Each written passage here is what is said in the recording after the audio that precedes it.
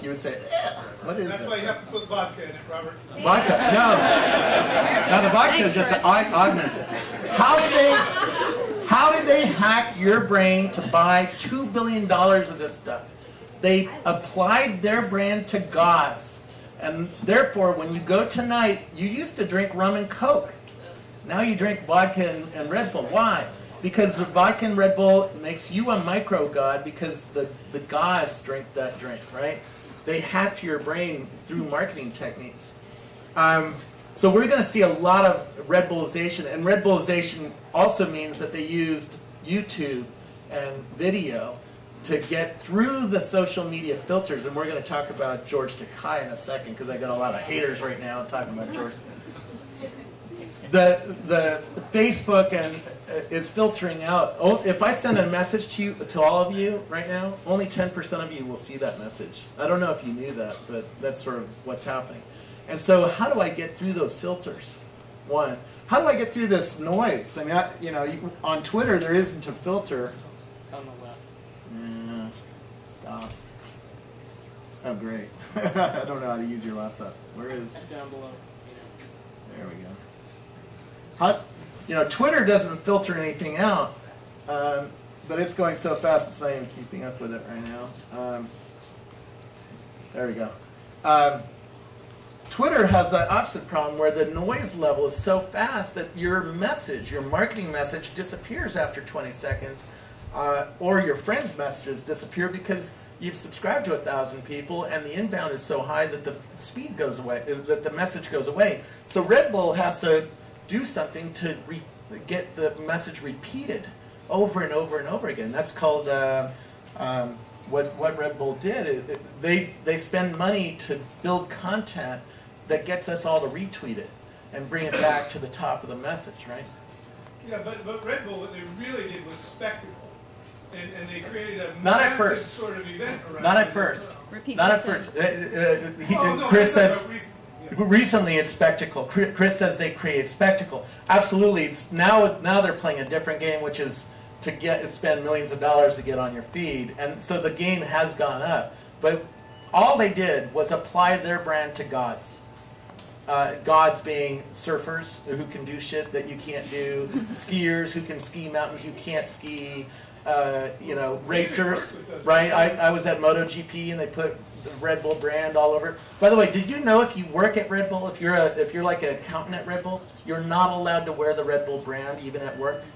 You are not a god. You do not get to put the Red Bull brand on you. Only gods get to wear the Red Bull brand. Therefore, they're hacking our brain because when we see the Red Bull brand, it's always somebody who's doing something godlike. Therefore, if I drink it tonight, I'm going to be a little micro god and I'm going to have a good time, right? So Uberization, Red Bullization, Union Pacific is taking the sensors, and General Electric calls this the industrial internet. They're putting sensors on the railways to listen to the engines going over them, and they know a month beforehand that that engine needs maintenance based on the sound it's making. And so they tag it and put it in a database and say, schedule this engine for maintenance, right? And we're seeing, I don't know what the trend is there, but an industrial internet is one of them. And there's a few other things. But where's Brian Solis? Over there. Right here. Brian Solis, come up here. So I don't know if you know Brian. Yeah. I don't know if any of these mics will work, but grab a mic. This one. They're all lit. They're all lit? Okay.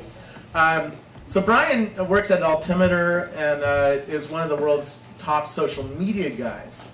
So does this scare you that your age is over and that there's a new age coming? Are you keeping up?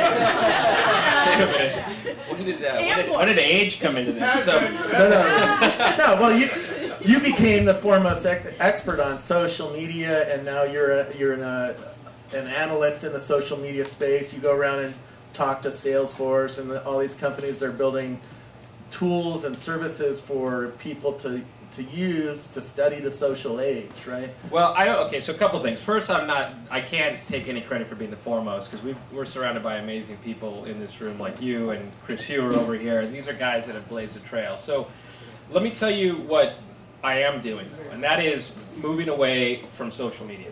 I did officially move away from social media in The End of Business as Usual, which is my current book. And the reason why, the first few words of the book were, this is not a book about social media, is because it's bigger than that.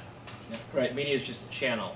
Social is really introducing us to human elements that have been there all along, that we just sort of repress them. The interesting thing about it, though, is that I'm studying the phenomenon of how all of this technology, social, mobile, cloud, real-time, is changing human behavior, right? Yeah. So the fact that we could all be in a room and we would rather stare at a screen than each other, I find completely fascinating. So if anything, I've become an analyst and also a sociologist. Yeah. And understanding how we are changing as individuals, and then in turn how our expectations change, how our patience changes, how our self-view and net worth change, and then in turn how do businesses and brands and apps and technology need to reverse engineer to sort of re-engineer based on our new direction. Well, customer service is going to change a lot. I mean, the Castle, who was just here, Castello Diamo, I can't even say it. Castle. Amorosa. I learned. We were sitting drinking wine there, and 5 people were on highlight within 100 yards of the castle. So we knew something about the customers that were walking by, and they're already doing special tours for Instagram users. Why do they do that? They know Instagram users spread imagery about their business and their product and push it. And so they do special tours where they take them on photographic tours, right? Yeah. And that helps their image and their message get out. Well, let's take a step back, though, because the Castillo has done something that I think is really amazing.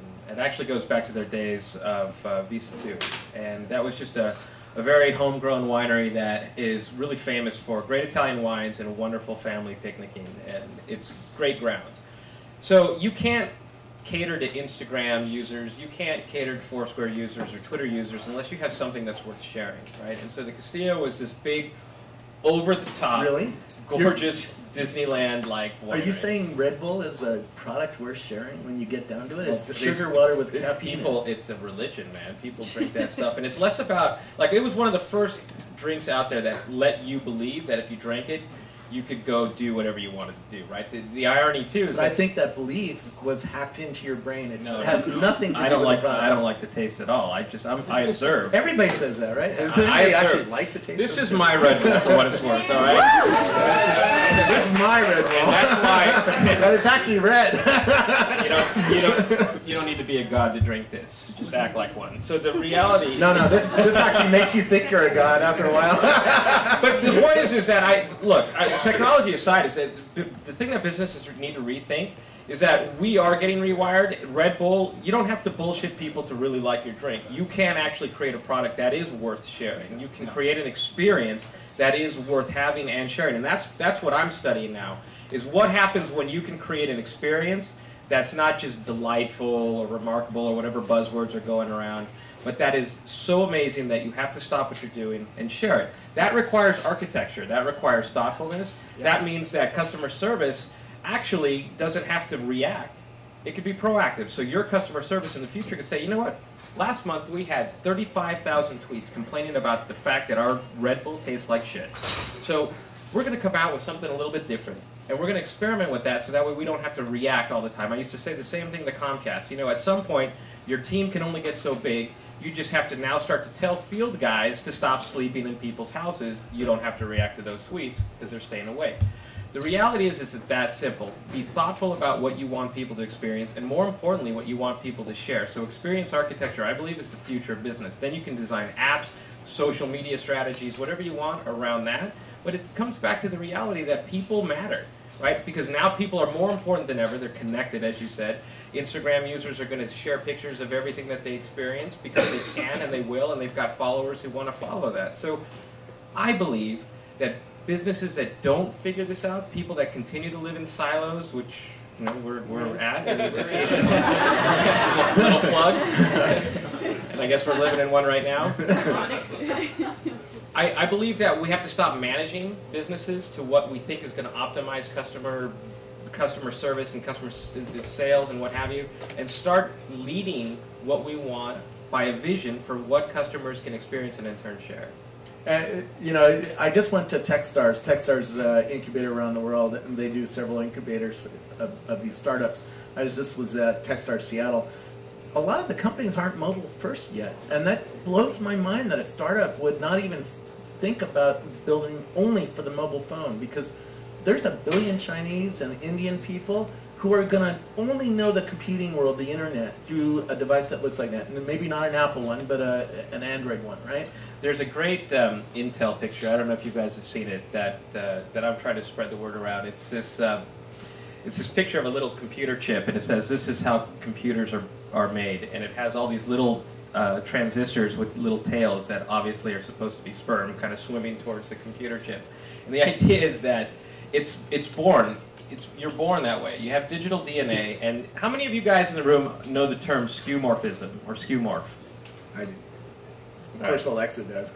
All right, so skeuomorphism is a big Apple-like design philosophy. I'm not a big fan of it because it kind of comes back to the point you're trying to make, and that is, you take, if you have an iPhone, if you have a Droid, you look at your calendar app, you look at your email. You know, your email icon is an envelope. Your calendar app is some desk calendar. I don't even know the last time I touched one of those things. You might as well have a Rolodex for your contact icon. But the idea is that you're designing those icons because they're familiar with what people know, and it's just sort of digitizing it for a new window, a new medium. And the point is that you're already designing for the wrong people. You now have to design for what people who've never actually licked an envelope and put it in the post office box. You know, people that the only calendar they know is what they can tell Siri to put on their calendar without even having to write anything down.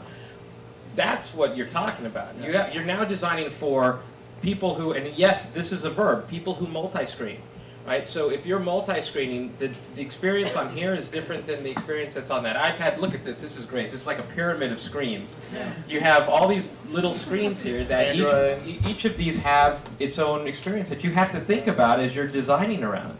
And so it's a little bit more work, but as Robert said at the beginning, it's not about so much the ability to design. It's not so much about innovation. It is about experience architecture in a way that is optimized for each one of the screens, in a way that people use the screens. There's a great Google report called the multi-screen world, and it talks about sort of the contextual relationships that you and I have with each of these screens. You will do different things on each one of these, and one might parlay to the other one, but chances are you're not going to see any one thing through on the mobile. You might start something, but you'll carry it over to something else. So my point is this, is that I've always said that I believe context is now king, and that if you are designing around the experiences for each one of those screens, you are not only just personalizing something, you're empowering somebody to do something the way that they want to. Because if you ask customers what it is that they want, the number one thing they want in a relationship with you is efficiency. I need to do something when I want to, as I want to, as quickly as I can. Please make that happen. So my chairman at Rackspace and I have had long arguments about the future and where it's going. He thinks it's an open age, because to get to context, you need to have open systems. You need to, like the food spotting app has data on it. It needs to hook together with the other apps that are on my iPhone, or the other data silos, to use the silo thing. So we need openness there. We need more flexibility to build these systems more rapidly and cheaper. That means going toward open source, right? And open systems, open clouds. So, but then these guys come along, right? And they start doing the That was my argument too. I said I still like using my iPhone, and it's not quite open yet. But I am noticing a trend that the new contextual apps are coming out on Android first. Maluba, for instance, is a Siri competitor that does a lot more than Siri and is much more personalized.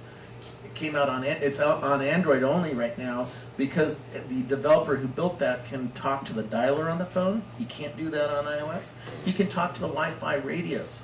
By the way, if you can talk to the Wi-Fi radio and study the signal strength, you can figure out where in the room you are, because there's probably a Wi-Fi access point, and it's spraying Wi-Fi like a light bulb does. And if you can study the strength of it, you know whether you're close to that or far away, right? Yeah, there's been interesting experiments on that in supermarkets that are trying to find solutions around Shopkick without having to install their hardware to study the strength of where you are in the store so that it can push offers or special opportunities to you, whatever aisle you're in. There's a new app coming from SRI, which is the research lab that brought us the mouse, but also brought us Siri. Right? Siri is called SRI. It's Siri because it's SRI's lab thing. They're coming out with a new contextual app next year that looks into your Gmail and your Google Calendar and pulls interesting information out of those and tells you more things. Sort of like a really good Google Now. I don't know, how many people are on Android here? Or know that they're on Android? That's funny. A lot of people who have Android phones. Google on the latest Android has this thing called Google Now, which warns you, oh, your next meeting is in an hour, only it's a 45-minute drive and there's some traffic, so you better leave right now, otherwise you're going to be late for your next meeting. That's contextual, right? That's starting to understand where you are, who you are, how you're going to, where you're going to have to go to have a good experience in your life. It's starting to serve you. It's starting to be a servant. Those things are happening on Android faster because of its openness. Right. So I am sensing that this might be the last year that I'm an iPhone user. Interesting. Well, so I'm going to throw something out here, and this is the social scientist or the aspirational social scientist in me, is that most people who use the iPhone or any Apple-related products, let's show of hands, how many use an Apple-related product? Right? That's everybody in this room. Most of you use an Apple-related product because you actually, a couple things. One is it's more psychological, not just in what it lets you do. It's actually, you're now part of a club. And it's a form of self-expression. It's part of who you are. It's like wearing a bumper sticker. It's an incredible experience that you are part of such a smart group of people in this room, and every single one of you use Apple products. The last thing on your mind is whether or not the Apple OS is open.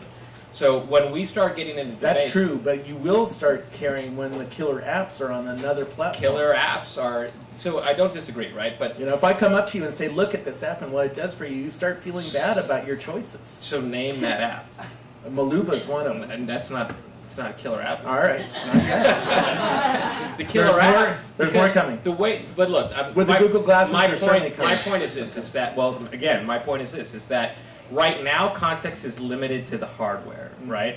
And that is because you want to belong more to what you think this does for you than the apps that you realized actually do for you. So we have, and I'm not disagreeing with you. I'm just saying that there are stages of which we have to get through psychologically as developers, as businesses, to understand that where human beings are today and where you want them to go they're not the same thing, right? So as an experienced architect, you actually have to grab their hand and start to lead them. It's the same thing about privacy. I have this debate too. There are people here that, let's say, Gen X, boomers, and matures. You and I will talk all day long about how we can't believe privacy is an issue. You talk to Gen Y or Gen Z, privacy is not an issue at all. They're actually very mindful about what they share, more so than we are. It's never going to be a thing to them.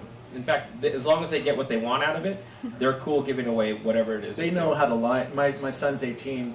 They know how to lie to Facebook to get what they want out Exactly. of it. They know what they're doing. It's very intentional strategy. So my point is that in order to get contextually related apps driven by openness, much like that means we just have to stop debating whether or not openness is the right thing to do and just start pushing out killer apps that everybody has to have, because that's the right message you want to send to people. Oh, and how did we do it? Well, it's open. Guess what happens when you start killing Apple in that game?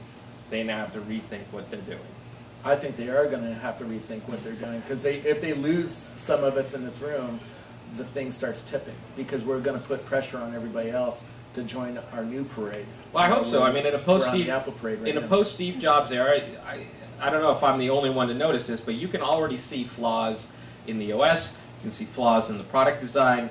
You can now start to see that the ship isn't as tight as it used to be, right? The fact that, but at the same time, they release an iPad mini without a Retina, and people still lined up for it, right? And you can't even think about using an iPad now without a Retina screen. So the fact that they're able to still do this... Momentum is I worked at Microsoft. Momentum is a very, very strong motivator. You know, Microsoft hasn't really done anything in the last decade until Windows 8, and they still are selling 90% market share. Exactly. Right? So they're going to learn. To that point, is they're going to learn, but they're going to learn in a long time. So right now, it's this group here that, you know, the early adopters and the innovators that are going to figure out what that next big thing right now. And but this is all inside baseball for us. You know, when we drink, this is how we talk.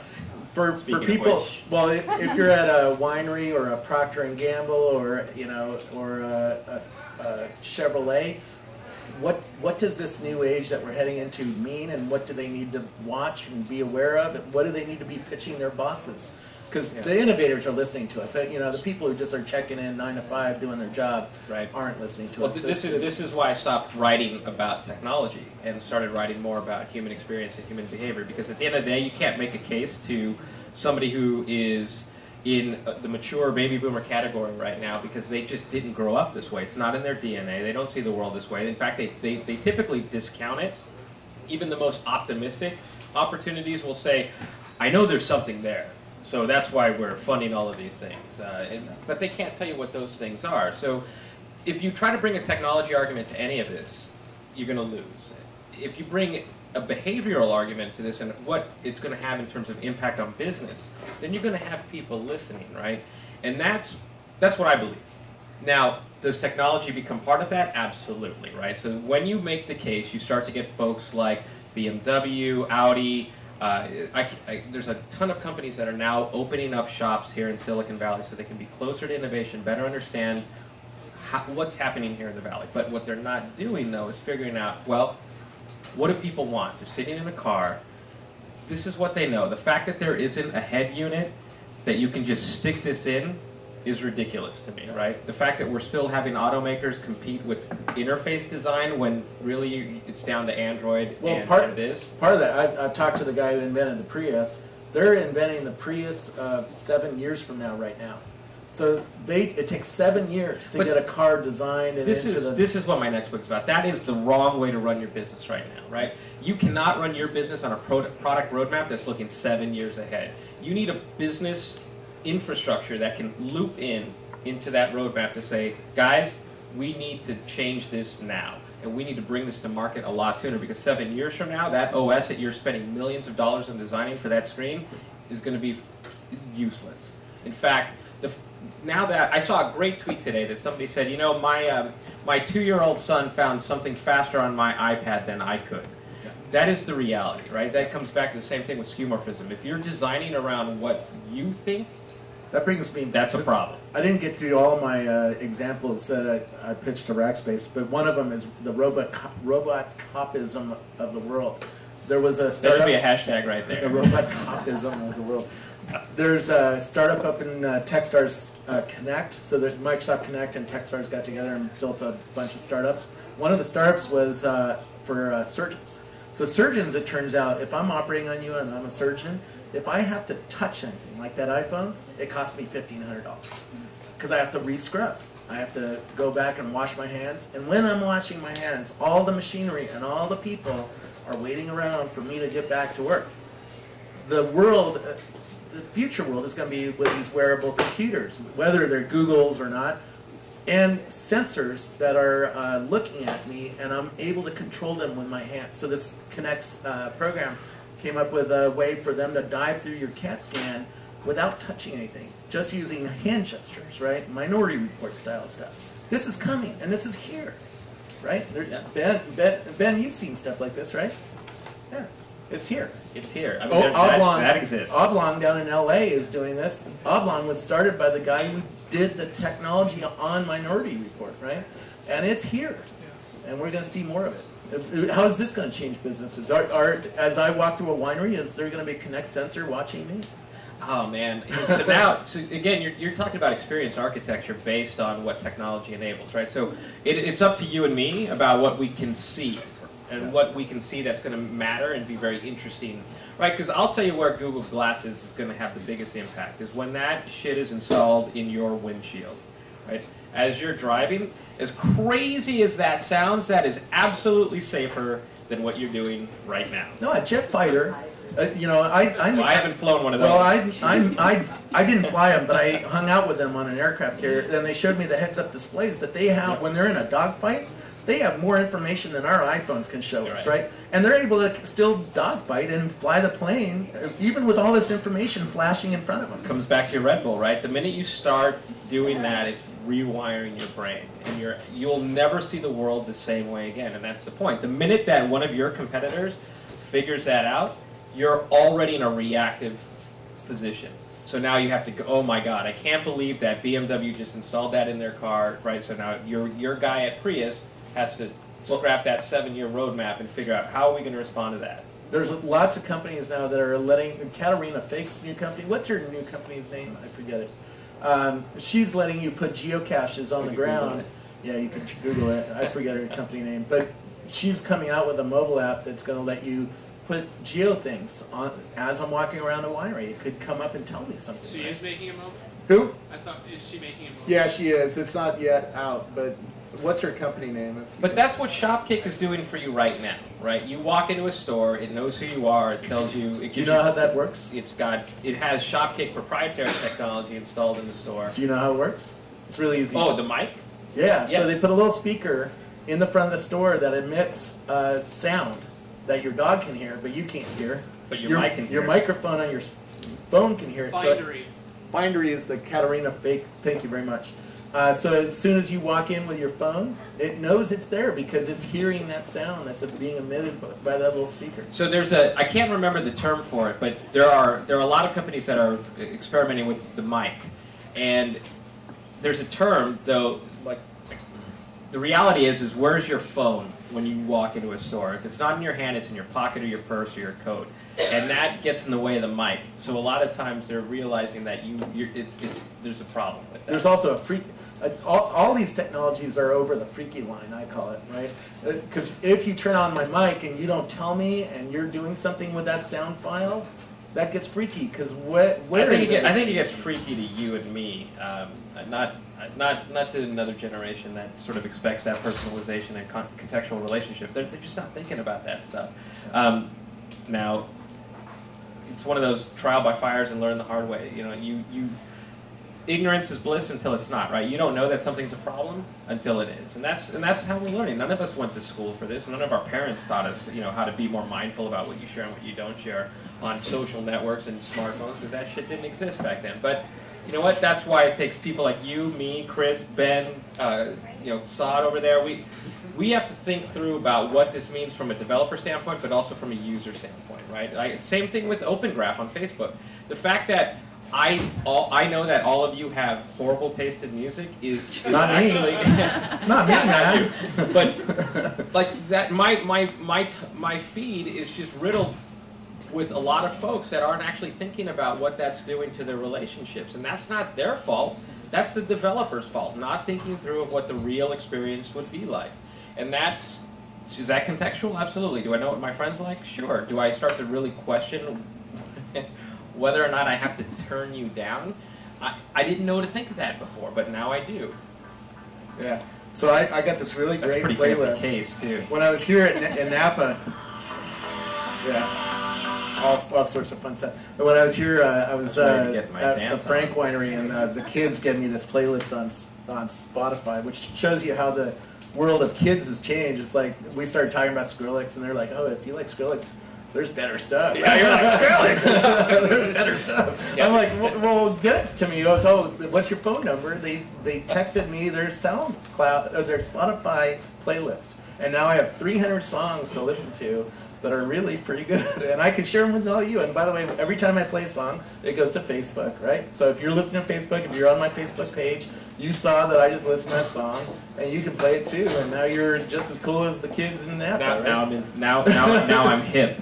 Now you're hip. You want to take some questions? Well, one last thing, because Google Plus is going crazy right now with George Takei and I are. With Facebook? Oh yeah. I don't know how many. How many people love George Takei? Because like that guy. See, there's a whole bunch of people. Yeah. But we still love you, Robert. Yeah. You know, always pick on somebody bigger than you. That's so what we're arguing about now is noise filtering, and Facebook has this EdgeRank algorithm that is filtering you out. If I subscribe to all of you and follow all of you on Facebook, I don't see all of your messages. I see about 10% of your messages. It's filtering you out based on how many times I liked your posts, commented on your items, how popular your post is. It gets through that EdgeRank algorithm. For instance, I've been seeing a lot more political stuff because I've started liking some of the political stuff this week. So now all of a sudden I'm getting political stuff. And then now I'm going and hiding all those posts and I'm teaching the engine again. No, I actually don't want to see any more political stuff. That's over now. And so I want to go on with my life. And the algorithms are learning who you are, where you are, what you're doing. And it's not just Facebook, by the way. We're going to get into this in a second. They're filtering. They're trying to bring signal to you that you will find interesting and addicting. And so I'd say the real problem isn't privacy anymore, it's addiction. Because these algorithms are getting better and better every week at bringing you 10 items for your screen that you'll find really, really good and really willing to interact with. And so my wife likes George Sakai, and I've noticed I'm seeing his items even though I'm not following him because she's clicking like on all of his items, which is bringing noise into my life because I don't really want to see his items, right? But she, by doing that, is seeing more and more of his items, and other people who don't click like on his are not seeing his items, and he's complaining that he's having to spend money to get to those people, right? Because he wants to get to everybody. He wants to be a virus on the internet. So do I. I understand this at a pretty deep level. And by the way, I spent $50 on one post last week, and it got 16.6 or 16.3 times more reach, more clicks, more views than my average post. And they actually show that to you on Facebook when you spend the money. When you spend $50, it goes, hey, look at this. You spent this money. You got X for that, right, for that $50. So we're playing with a lot of new technologies that are changing our behavior, changing what developing content means. Because when I started blogging, this was before WordPress, we had 3,000 people in the world who were reading blogs, and we read them on RSS feeds, and we would see every single post. We didn't have to worry about these kinds of algorithms filtering out our content, not showing it to people, or showing too much of something to somebody. You know, that's a really good point, and then I'm going to make my other response. But that right there is part of the problem, and that is in a good way. You used to publish because you had something to say, but you didn't care who saw it. You just put it out there, and people had to find you, and people had to share you willfully. And look what that's done for you today, right? I mean, like you are the Scobleizer. EdgeRank had nothing to do with that. No, and it still has nothing to do with that, right? People still find you and seek you out because of good old-fashioned word of mouth. Have you read what Robert Scoble said recently? And that's magic. Well, today it's, can you find the haters who are on George Sakai's site going, I hate Scoble, he's a douchebag. Even the haters love you. They still come back, right? I mean, and that's the point. EdgeRank, if you're relying on EdgeRank to help you reach your audience, then you've already lost. You are on the wrong game. Whatever EdgeRank does, well, there's nothing I can do about that except for pay to go beyond that, or be clever, right? Red Bull, absolutely. Do great content that gets people to click like, or George Sakai, for instance. How many people here liked it? Well, the fact that everybody likes his posts gets it further, gets more distribution for these items. But look, there's nothing, I call it the human algorithm. There's nothing that beats the human algorithm. It is the ultimate EdgeRank. That is, if you don't like what your feed is giving you or feeding to you, then go around it. Ask people around certain context topics. Does anybody remember the name of that Israeli startup that had done intelligent filtering for Twitter? My 6 Cents. My 6 Cents, yes, thank you. So that was really interesting. It really started to learn based on what you were liking, and I started to notice over time the same thing, that I was getting a really insular view of what my friends were sharing, and I was actually hurting myself in terms of what I should be exposed to. So I started to have, you know, that whole thing in social media, conversations with people, like asking folks, you know, hey, who's talking about this? What can I learn more about? And I started to expand my scope. So now I'm constantly doing a very manual adding and removing people to kind of improve my feed based on what I'm contextually interested in now, right?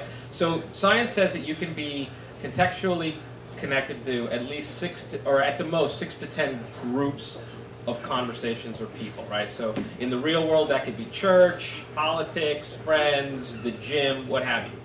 Same is true with social networks. You can only follow so many types of groups of conversations, and if you're not actively investing in making that better, then, you know, that's what you get. But if George Takei wants to take on Facebook and edge rank, that's just old school celebrity right there saying, I'm a massive star, I deserve to have my voice heard by as many people as possible. At the end of the day, it's called relevance. If you're not competing for relevance anymore, then you are by default competing for irrelevance or indifference. So get over it. And he's an expert at it. The reason he picked that fight, exactly, and I'm pretty good at it. The reason he picked that fight with Facebook was he knew that everybody would click like on it and push him through the edge rank algorithm, and then people like me would start arguing with him, which would get him even further, right? So and I gotta figure that out. Exactly, get in on the fight, man. So let's take some questions. We have like 5 minutes left or something like that. Well, you're a little over. Let's take 2 questions. And yeah, you got a question? Hi, Jeff Stephen. Okay, so you started by saying context is king, which I completely agree. So since you've been talking a lot about where you think things aren't going, how about where do you think the killer apps might be? What domains that relate to context? Well, I think it starts just going back to what the old saying is that if context is king, then that makes content queen, right?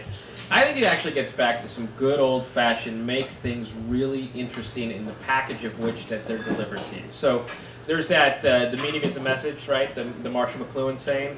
I actually think, what if you flip that, right? And the message is now the medium. The best example of that is Twitter. I think that the fact that if you use Twitter, it could be argued that you speak much more clearly, that you speak through brevity, that you might actually throw out a hashtag in the real world. So what I'd like to see, or where I think things are going, is that Red Bull is demonstrating this, American Express is demonstrating this, that if you can make content much more contextually interesting, designed for the screen, designed for the package, I think that's a great start. And I'll give you a perfect example. What if QR codes actually took you to something that was mobile friendly? Right? That would be fantastic.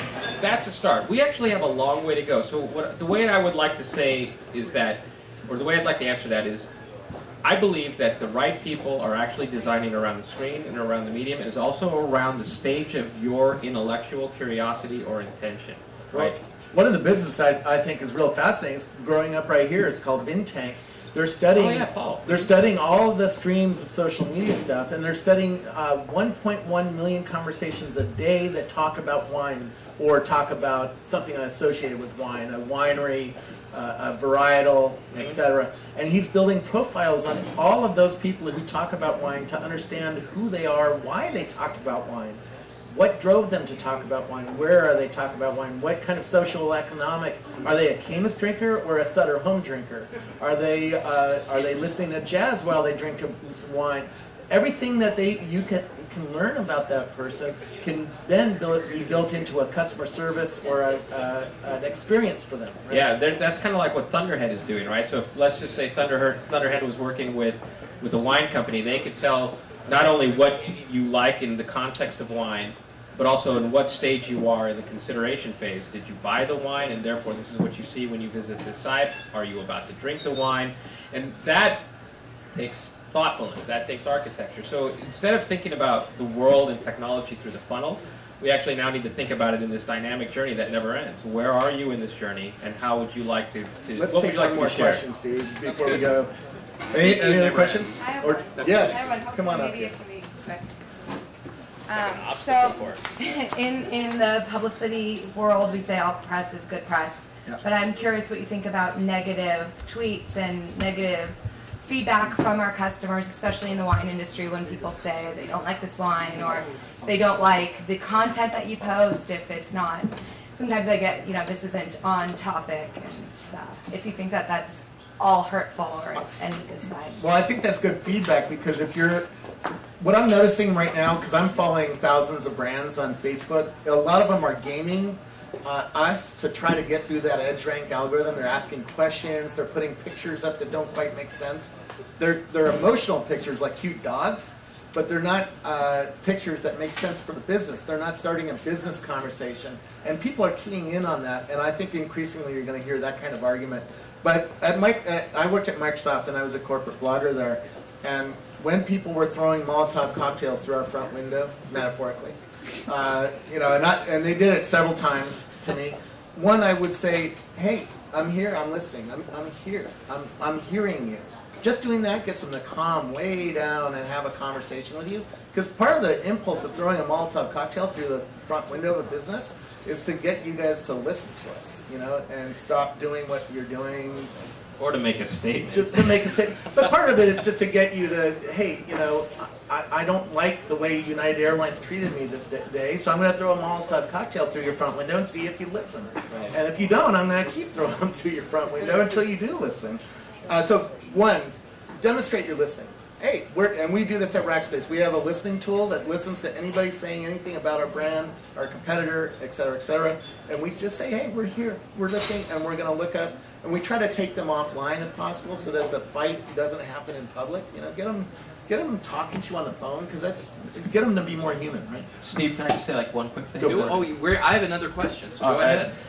So that saying is from an old world, right? And so that saying refers to if there's bad press or good press, at the end of the day, what you ended up winning was awareness, right? So you can't remember why you remember that brand name, but you just do. In the new world, that is not true whatsoever. And so if you look at United Airlines, Comcast, Time Warner, at any moment you can study conversations around those, and this is what I did with my last book, and it is always negative, it is fierce. And the need to split that relationship is really difficult. Same with anybody here from AT&T? I mean, if you know, for many years it was a horrible relationship to have if you had the iPhone. I mean, you dropped more calls than you made, right? So people complained about that, and that affected your impression of that company, whether you were a customer or not. And of the iPhone.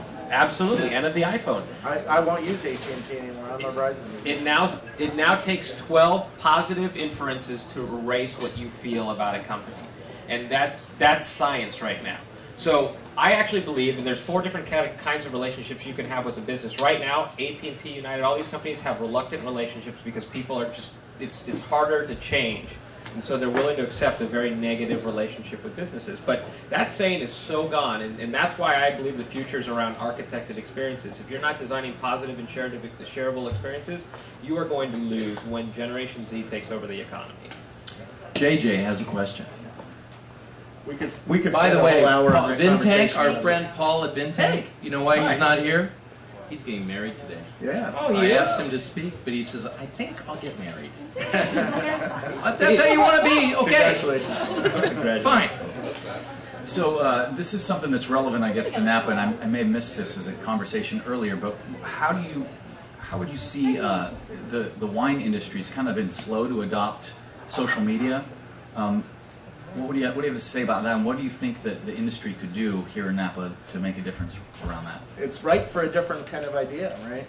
I'm going to and get out of the way here. That's a good word, right? God bless, yeah, right. It's God bless when your competitors are slow and you can come out and do something innovative, and then you change the world, and that's how movements happen, right?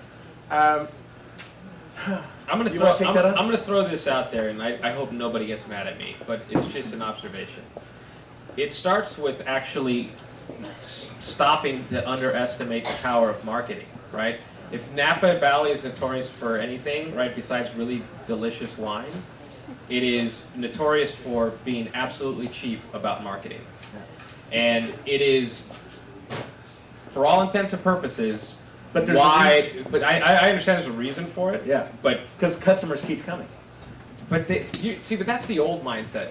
You think you are in business because of the people you reach today, when in fact the wine industry could be so much bigger for the people that you do not reach today. Yeah. And that is the power of marketing, that's the power of innovation, that's the power of technology, it's the power of engagement, right? Wine is probably one of the most amazing shareable experiences in the world. The beer industry and the chocolate industry have figured that out, and they are pouring in so much money into technology, innovation, into service, into marketing, and it's amazing how far they have come. And I believe that Napa Valley, if it has anything, you could still be elusive, you could still be exclusive, you could still be whatever you want that brand to be, just do it intelligently and do it by investing for the attention of today's consumer and even tomorrow's consumer. I think what's going to happen is absolutely. Someone's someone's going to win like Burberry has in the clothing realm, and it's going to be now a question of fear. I've seen this in many realms before. It's reluctance, reluctance, reluctance. Someone starts winning with it. And then it's not only, wow, I have the opportunity to win, but I also now have the fear of losing. Right, And yeah. you will see it catch on. I saw this first in digital photography. And I don't think Pro that- photographers despised it. They did. And then overnight it was, I also- helped invent it, you know. I also don't think the industry is all that far behind. I mean, the insiders say it's behind, but you know, when Kessel, Yeah, Jim Sullivan. when he's using Instagram, Instagram's only 2 years old, so it's not that far behind, right? Right, And, but it's still not. but the so marketing much, dollars aren't there because Right, and it's not because about the using customers an app keep either. showing up, and the customers will keep showing up because Napa is a jewel in the world, right? Look, so that's every industry, right? I mean, Burberry could say the same thing. Why do we need to use any of this stuff? Look at our dollars. Well, right J. Crew is saying now, we're doing a new event in March, which I'm going to plug in a minute, and I really want Mickey Drexler there. J. Crew. And I'm like reaching out, oh, well, what are they doing on social? Oh, he says, yeah, until I know it moves the needle. It's fine, we're doing it, but until I know it moves the needle, we're not going to get into it in a big way. Yeah, you know, that whole e-commerce thing, I heard that's coming around. Before you picture it, yeah. By the way, e-commerce is another thing we could spend a whole hour on. There's another company that uses Kinect sensors to study your body, and they can tell within a quarter inch how your size is, and they can custom 3D print clothes for you that are fit you perfectly. case, No that would matter be what great. body type you have. Like I'm fat, you know, they'll make me a great shirt. Visualize this. Before you pitch Dent, because you said, I think the key thing you said out of the last hour was businesses have to design experiences that take advantage of this new contextual age. What was my advice to you about Dent? Shut the hell up. No. It'll never work. No, I said don't call it a it's conference. not a conference. Don't call it a conference. Don't call it, Differentiation. don't have standard sessions. I know, yeah. Do something different that would be experiential, that gets Yes. you people That's to the talk about it. Right? I agree completely. It's, So what is Dent about? oh, well, wait, let me first say, by the way, thank you guys very much. I really appreciate it. Thank you guys very much. I really, especially Brian, gives us late notice, and it's just so great to see you again. The last time we got a chance to do this at South by Southwest, which, by the way, we're going to be back. I'm getting a refill. Good. We're going to be back. The TweetHouse is coming to CES, Consumer Electronics Show, January 10th. We're doing sessions and a party. We hope to see you there. Delete my Twitter account from Jason's. Yeah. Leave it. By the way, I still have a machine. Jason's going to be getting direct tonight tweeting. Pee Wee Herman Boy, do did I his love first that tweet Jason from a guy. machine of mine, and I still have not quite yet deleted that user, so I assume he's changed the password. But, so we're going to do the TweetHouse is back with great wine at CES January 10th in Vegas. I'm really hoping you guys can be there. More great panels and more, and they're totally separate. Party at one place, panels at the other. But also South by Southwest, we're going to be back there, and we have a new event. It's on the theme of Dent the Universe. As Steve Jobs used to say, we all just want to make a dent in the universe.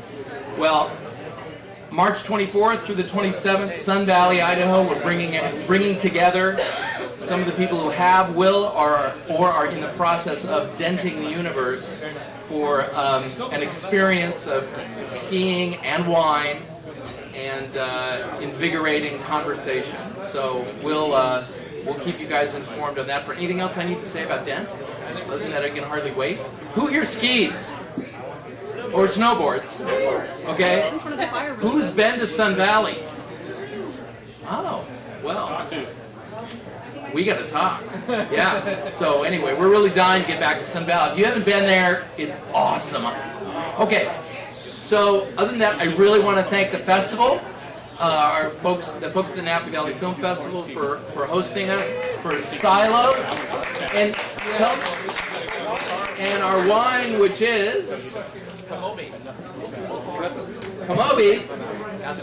I want you all. I'm about to grate this thing on Delectable, and it looks good, smells good. So, all right, we're off. It's party time. Thanks.